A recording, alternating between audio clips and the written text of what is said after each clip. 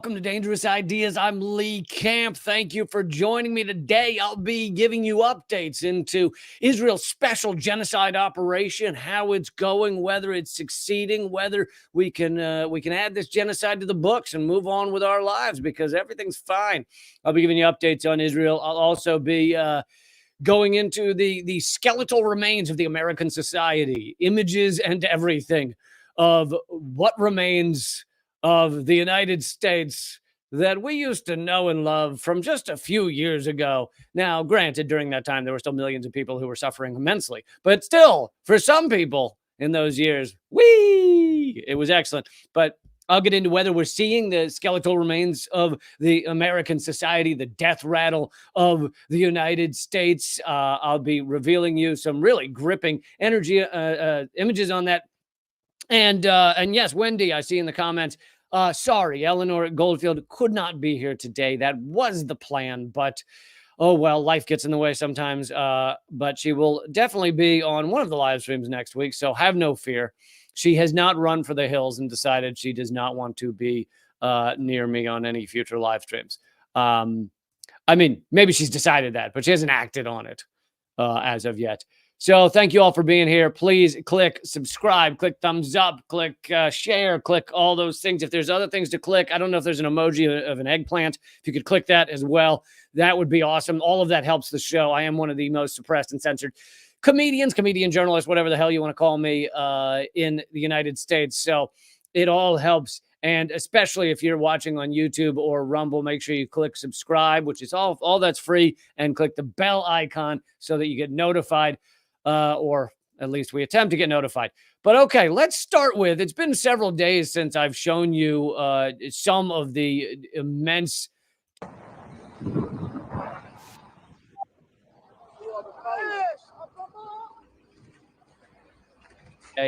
and as you can see, there's no cuts. This is simply driving down the road, witnessing the utter hellscape that Israel has perpetrated on the Gazan people, on the Palestinians.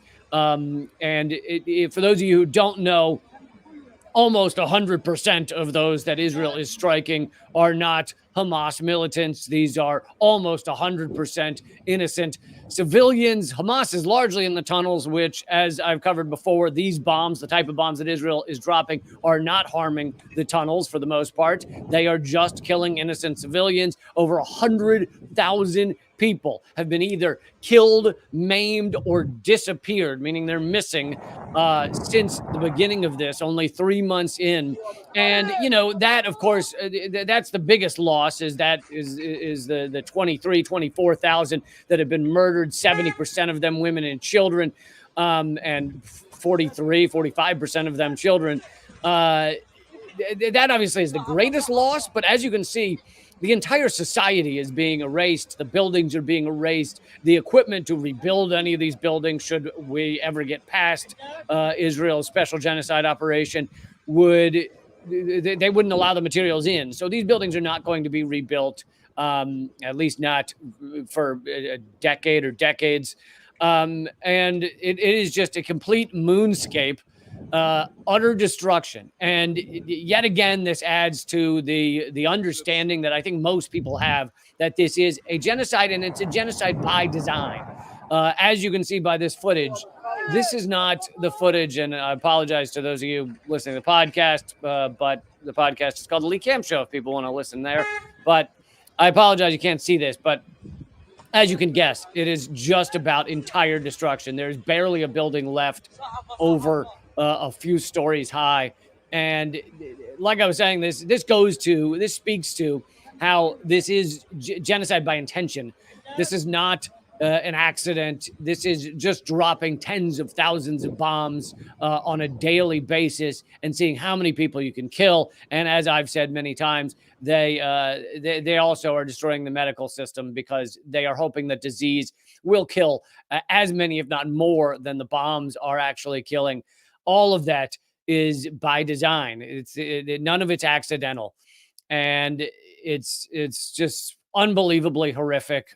Your mainstream media yes, some of the mainstream media are not exactly doing the full-on pro-Israel thing. Some are, but even the ones that may give you a little bit more of the Gazan side of things here and there, they're largely not showing this kind of unfettered, just footage of the sheer destruction. They're not giving you this truly horrific, wall to wall. I mean, if they were covering this the way they covered, let's say, just Flight 370, the missing airliner, then you would not meet a single American, or because I'm talking about Western media, but you can think about your own country, but you would not meet a single American who wasn't up in arms to stop the genocide in Gaza. If they just covered it a modicum, just a tiny bit of the fraction that they covered, what's her name, Natalie Holloway, or any of these they're not necessarily non-stories, but they're not national stories. Missing Flight 370, or even if an important story that they just way over cover, like the presidential election, they're going to cover every 10 seconds for the next 4 years. We only have a year left, but the presidential election in the United States lasts about 4 years. If they did any of that, but they don't, right? They instead give you little pieces, maybe, if you're lucky, of the Gazan point of view of what it's like to be living inside this genocide. And I want to give you some of just wonderful coverage from the New York Times. New York Times doing it brilliantly, really standing up for the oppressed, the downtrodden, the people that are being exploited and murdered. Here's an article from, let's see, this is today. Yes, today. Israeli women fight on the front line in Gaza, a first. Yes, folks, the New York Times wants to let you know that Israel, as they perpetrate their genocide, is doing it with both genders. Very exciting time for Israel. They're very progressive. They care about humans and about their ability to succeed in their world, in this society, and in their military. And so, very progressive of them to use both men and women, and maybe even gender fluid folks as well, in their genocide. They're all included. It really is beautiful to see. Another thing that we should all highlight to show how progressive Israel is they have put tens of thousands of new Palestinians into wheelchairs recently, and so they are creating a far more larger group of disabled people in Palestine, and that's Israel being progressive, right? Isn't that what the New York Times would tell you? That's so progressive of Israel. This is literally an entire article that just highlights how exciting it is that women are a part of this genocide, get to be a part of this genocide. Now, of course, they never use that term, but if you look in the dictionary, that's exactly what it is. This fits every single bullet point of the definition of genocide. And here's the New York Times saying Israeli women get to fight on the front line for the first time. They describe various units. They say this is one quote of one unit that's one of several mixed gender units fighting in Gaza, where female combat soldiers and officers are serving on the front lines for the first time since the war surrounding the establishment of Israel in 1948. I also love that phrasing as well. Since the war surrounding the establishment of Israel in 1948. Why was there a war surrounding the establishment of Israel in 1947, 48? Maybe it was because they came in and just genocided people, ethnically cleansed Palestinians back then as well. Maybe it's because 700,000 were murdered. Maybe it's because we've seen documents, some of which I've brought to you on this live stream. We've seen documents of internal Israeli documents detailing how military units were to go from village to village and ethnically cleanse them from 1948. So the New York Times doesn't want to give you all those details. Who has the time for that kind of detail? So they just want to let you know there was a war surrounding what went down in 1948. Who knows why? Then they have all these wonderful, whoever the photographer is, beautiful photos of women partaking in this genocide. Here's another quote. Israeli women were thrust into combat almost immediately on October 7th. Two all-female tank crews, once the butt of sexist jokes, hurtled through the desert that morning to help repel waves of armed infiltrators from Gaza. Now, I highlighted that one because I brought to you not just a quote, not just a secondhand quote, but video of one of those tank units, the all-female tank unit. And it was video from Israel that was like proudly touting the all-female tank unit. There's a very proud video of them, largely 20, 21-year-old women jumping into their tanks and looking like superheroes. And in that interview, one of them legit tells how she was told to fire on civilian structures with civilians inside. So apparently they didn't know to cover that up when they were revealing, when they were putting this interview together. But they legit, it's her saying that on October 7th, this female tank unit was sent to a structure where Hamas had taken hostages. That is true. And they were then told to fire on the building with tank rounds, basically destroy everyone and anyone inside, which includes all the hostages, all the civilians, whether men, women, and children. Israel cares so much about women, they murder them daily. And they go and she's told to fire on this civilian building with civilians inside. And she says, "Aren't there civilians in there?" to her captain. And he says, "I don't know, just fire." And she then says in the interview, "I decided not to fire my tank rounds because there were civilians in there. I just fired my gun. So don't worry, I didn't blow the whole building up. I just fired indiscriminately with bullets into this building, likely killing innocent civilians." So these are the all-female tank units that we're supposed to be very excited about. And the New York Times are telling you, Israel, progressive. Israel cares. Israel looking to help this world and move it forward by allowing women to murder women, innocent women daily. Daily. That is what's going on right now in Gaza. Women and children murdered daily. That's what this women's group is doing. And so New York Times wants you to know how progressive that is.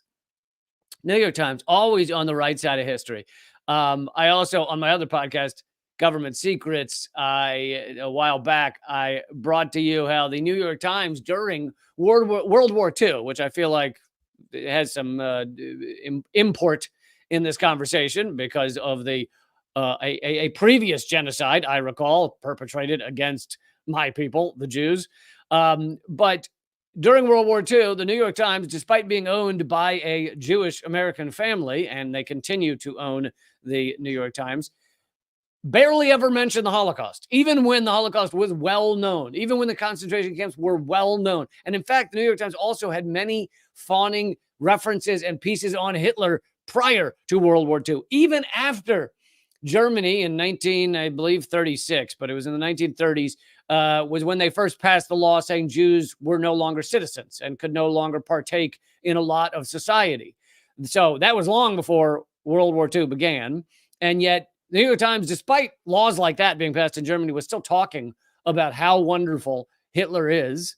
And then the World War II is going on, and the concentration camps are well known. The Holocaust that is happening is well known. And the New York Times had a total throughout all the years of World War II, had a total of 5 or 6 references or articles on the Holocaust. They had one that I believe was after Germany surrendered that was a more in-depth article on the Holocaust, but almost none of them, maybe one of them, but I think none of them referenced Jews being a part of it. It basically just said Hitler was killing enemies or killing civilians he didn't like or whatever, or killing non-Germans or however they described it. But they refused to say that it was Jews being killed in the Holocaust. This is the New York Times, owned by a Jewish family, refused to say it, refused to reveal it to the American people.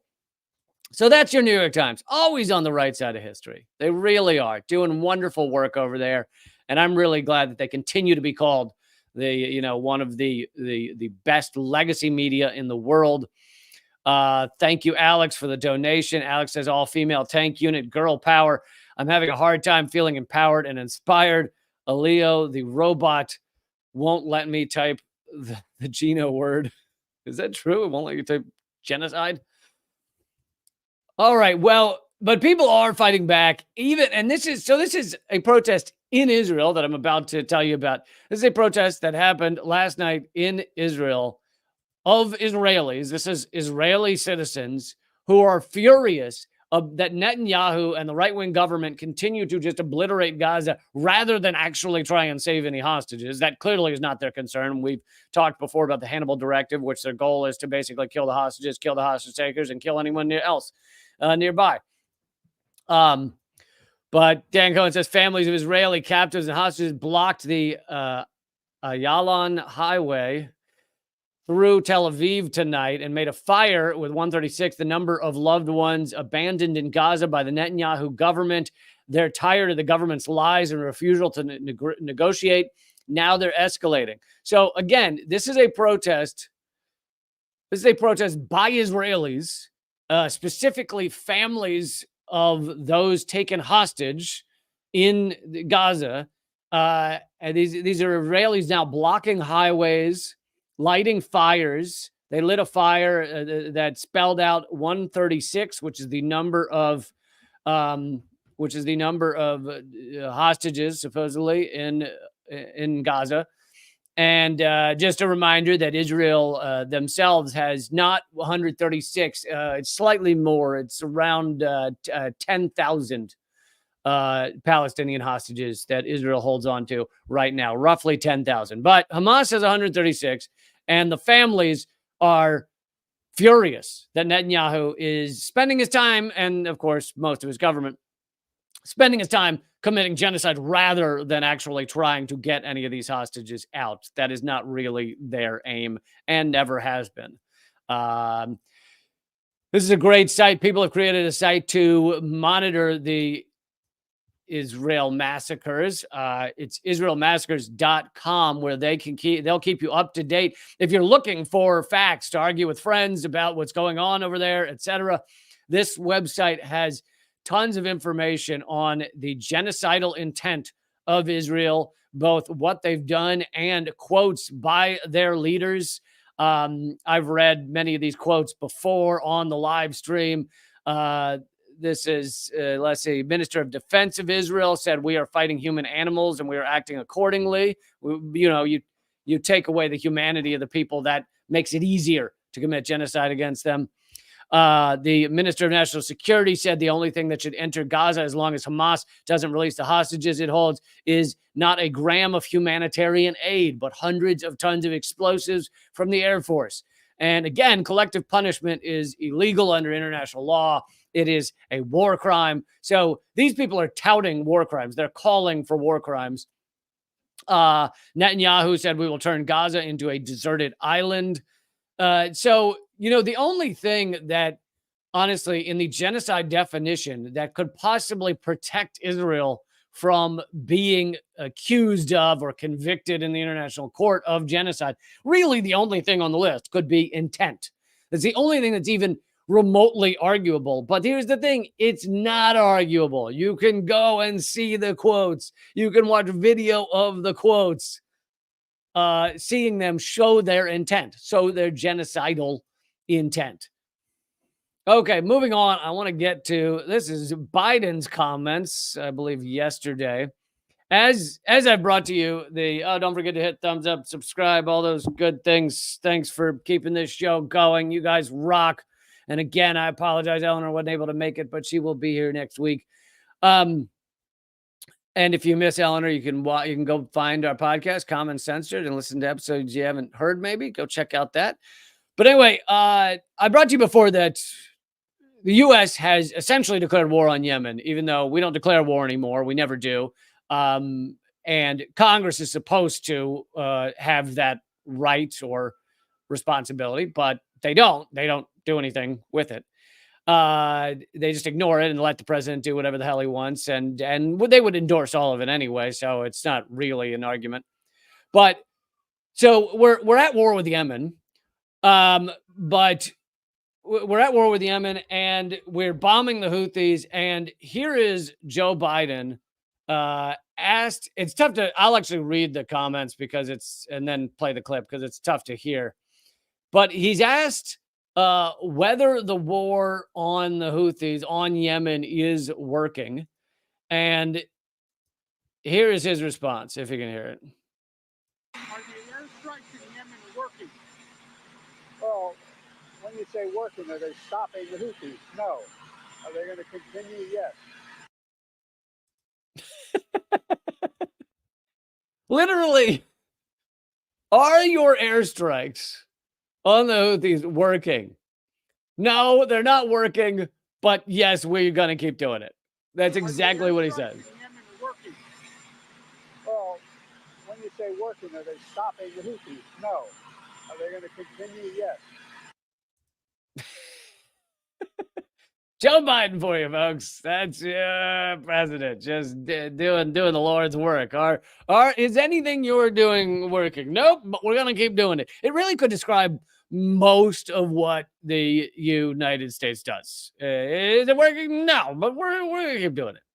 Now, if you want to get down to a deeper layer of reality, actually, many of these things are working. I don't mean the bombing of Houthis, but I mean most of the time where they go, look, or the Iraq war was a failure. It was a failure. Well, not really. It was a failure by the reasons they gave to us as why the U.S. was going into Iraq. But in terms of attacking and obliterating a country that dropped the petrodollar, making sure that they had no strength and putting a puppet government in, all of that was succeeded. So the real reasons that the U.S. empire does these things, generally, at least a part of it is successful. So it's not just, oh no, it didn't work. I want to bring you more of the remarks by President Biden before he very rarely speaks to press at all because he's so out of it that it's it's a land, it's walking through a minefield every time he has to answer questions. He barely understands what's being asked of him. But here is one question, because I don't have video of the others. How concerned are you with the Arab American votes during your election? And what this journalist is asking is, if you can call any of the people that are allowed near the president journalists. I mean, not really. They're corporate media hacks. But what he's asking is, you're endorsing genocide against Palestinians. Polling has shown that almost every Arab American now is disgusted by you, completely repulsed.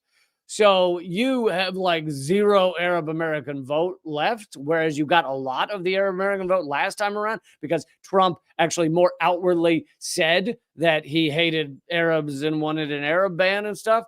So is that going to be a problem for you, President Biden, when you're in your reelection, that all Arabs now find you fucking disgusting? And his response, well, because the Iowa caucus just, then the question is, and what Iowa means to you, your reelection chance. President says, well, I don't think Iowa means anything. The president got 50-some thousand votes, the lowest number of votes anybody who's won got. Did you notice something there? He's referring to Donald Trump as the president, not the former president, the president. Biden is not what you'd call with it. He then, in the next question, he's asked another question, and he begins to call Trump the president again, then corrects himself. He says the former president wants to put a ban on Arabs coming into the country. So he clearly has referenced Donald Trump as the president more than once. So that's good. Can't argue with that. Okay.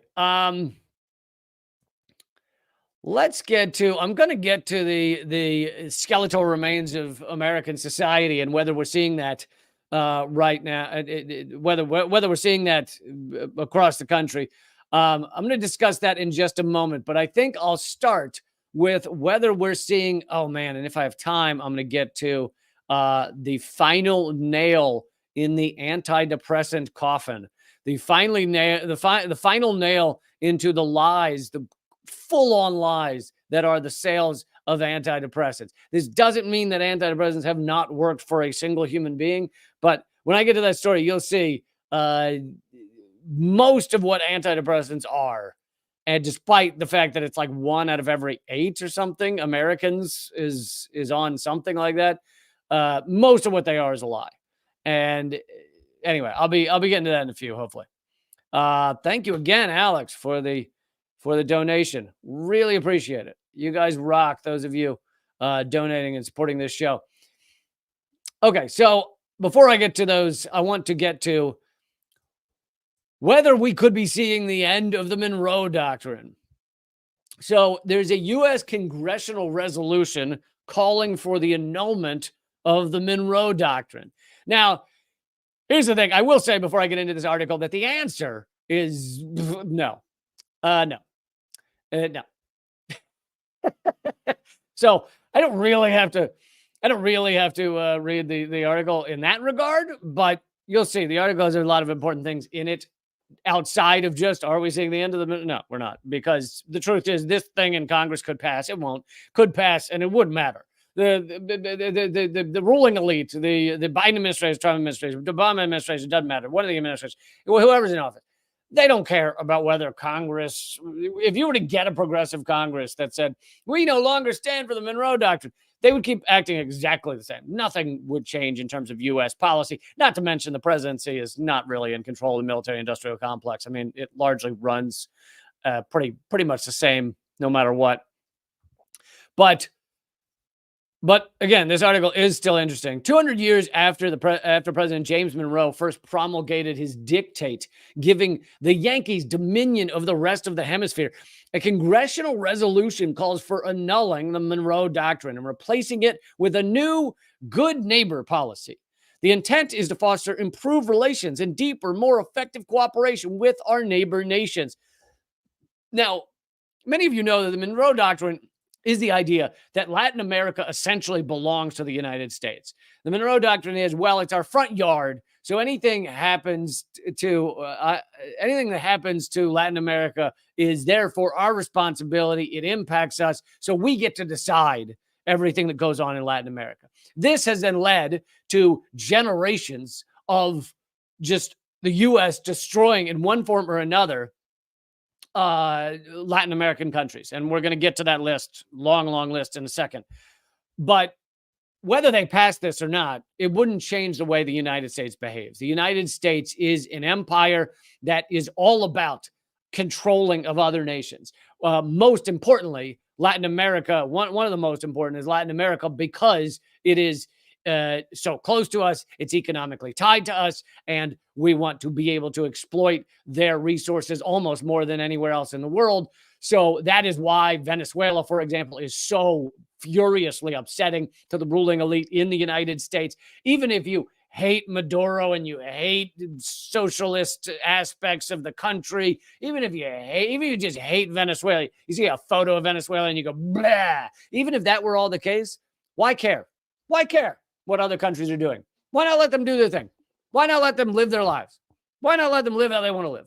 And the reason is because the U.S. needs, in order to continue this unfettered, just ravenous capitalist domination of the environment and the world, you have to have resources that are pumped into that machine constantly, and those have to come from somewhere. And Latin America is where we get a lot of them. So it's not really about. There's a little bit about socialism in that we don't want America. The ruling elite in the United States don't want Americans looking down at Latin America and going, why do they get health care? Now, we still do that some, but anyway. Let's see.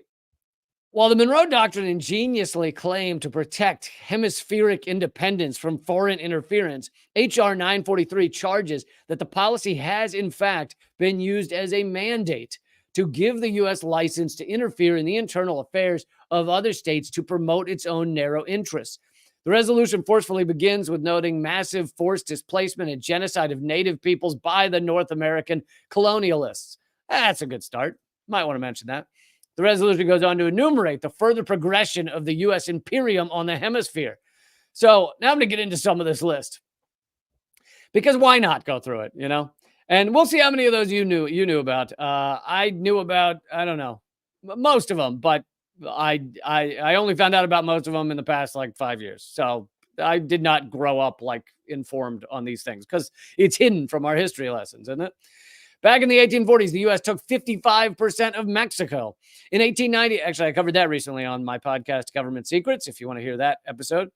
In 1898, Puerto Rico, still possessed, and Cuba, Guantanamo still controlled, were seized. From 1898 to 1934, Washington intervened militarily in Cuba, Panama, Honduras, Nicaragua, Mexico, Haiti, and the Dominican Republic. In 1904, international police power to protect the United States and foreign creditors in the region was claimed under the Roosevelt corollary to the Monroe Doctrine.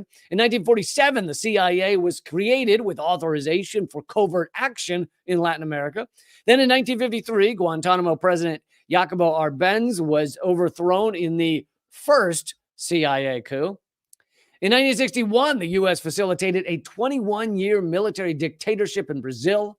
The following year, the still continuing embargo of Cuba was initiated. In 1973, Washington backed a coup in Chile, and the succeeding 15-year military dictatorship. And in 1973, we didn't just back a coup in Chile. We also suicided Allende, one of the most socialist leaders of Latin America.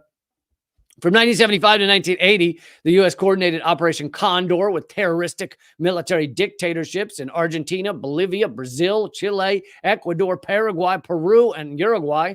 In 1983, the U.S. invaded and overthrew the government of Grenada. And in the 1980s and early 1990s, the U.S. backed dirty wars in El Salvador, Guatemala, and Nicaragua. In 1991, the U.S. covertly financed a military coup in Haiti.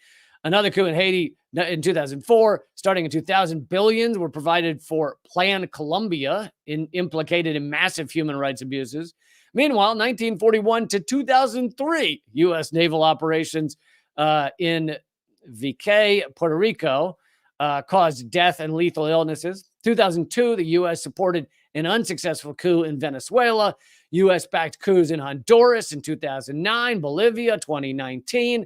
And it actually leaves out some of the more recent ones, such as Peru. We just were pivotal in their lawfare coup.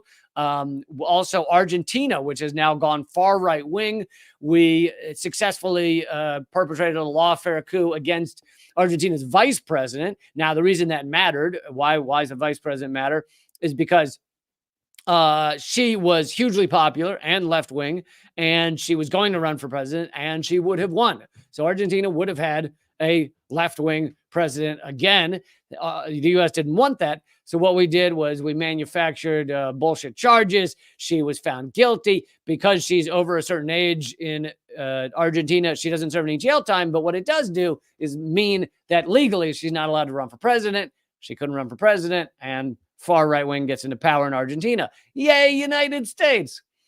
Although this amounts to an appalling rap sheet, the resolution just highlights some of the more obvious transgressions. Omitted, for instance, is the 1989 U.S. invasion of Panama and overthrow of that government. So yeah, this list, although it took me about 5 minutes to go through, is actually not exhaustive. There is endless number. I mean, for example, they didn't even mention the I believe is it 200 some attempted assassinations of Fidel Castro that have now been revealed. The CIA attempted to assassinate Fidel Castro for years and years and years. Many of the attempts have been revealed. You can even read them on the neoliberal history of the world, Wikipedia, where the CIA tried to do things like give Fidel Castro a poison scuba suit, exploding cigars, exploding conch shells. Anyway, they tried just about everything. And he died of old age. They finally got him with old age. Thank you, James, for the donation. Really appreciate it. You guys rock, those of you supporting the show. Okay, it is now time to get to the skeletal remains with, honestly, darkly beautiful photos as well of of American society. That is going to continue at rumble.com/leecamp. It is free to watch there, as well as my locals page, rumble.com/leecamp, as well as my locals page. I hope you're going to follow me over there. And I have more stories coming up, as well as the one on antidepressants. Hopefully we'll get to that. So join me over there. If you want to support my show, become a member at leecamp.net. As I fix the streams here, I'll just say leecamp.net is the locals page. You can become a member for free, but you don't get everything. You get a lot of it, but the live streams, the hangouts over there, the Q&As, all of that, posting your own stuff, all of that's if you become a paying member.